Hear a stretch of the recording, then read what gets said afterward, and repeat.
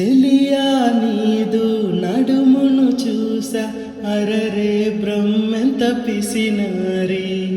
తలపైకెత్త కళ్ళు తిరిగిపోయే ఆహా తడే చమత్కారి మెరుపును తెచ్చి కొంచెగా మలచి రవివర్మ గీసిన వదనమట